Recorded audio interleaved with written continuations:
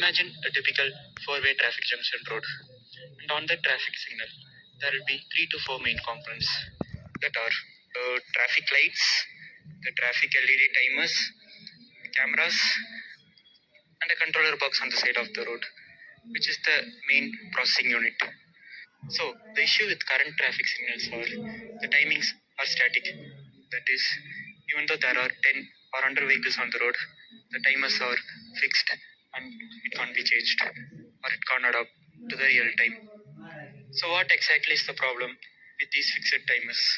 One, imagine that you are a road user on lane B, and on lane A there is a green signal, and even though there are no vehicles, the timers are fixed, and there are another 10 to 15 seconds of green timings going to waste. So, as a road user, what you will think?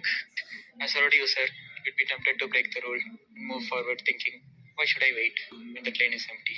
But this behavior causes signal jumping, traffic rule violations, and even accidents at cases. And point two is, let's consider the lane A has green signal and there is an emergency vehicle such as an ambulance or a fire engine on lane C. The current traffic signals can't detect or adapt to the emergency vehicles, which in most cases cause emergency vehicles to wait. Point 3. According to various sources and studies, about 20 to 25% of CO2 are released in traffic signals alone in peak hours, which in turn causes one of the main resources of carbon emissions and pollution in the atmosphere.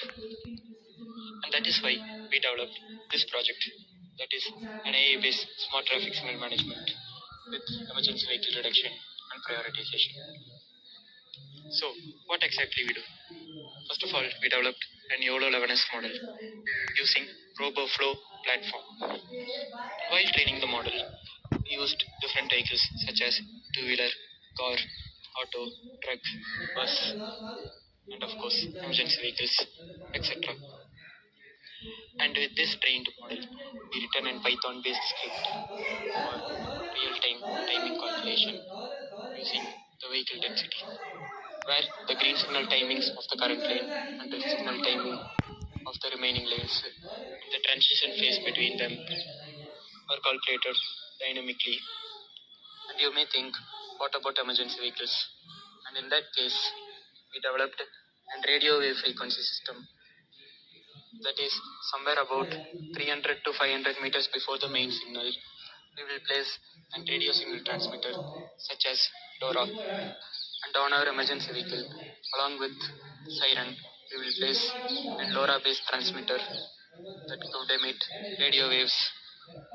And on that controller box, we will place an ESP32 module. And when the ambulance is on emergency mode, that is when the siren LoRa transmitter is on, and when the ESP32 module controller box, which will be live for 24/7, when the ambulance is on around 20-meter radius with this controller box, it will notify a trigger to the main signal, which will be automatically turned into green signal. And within the time the ambulance moves to the main signal, that particular lane will be free. And the emergency vehicle could move from traffic junction free. So at the end of the day, our system improves traffic flow, lowers pollution, and saves lives. It is an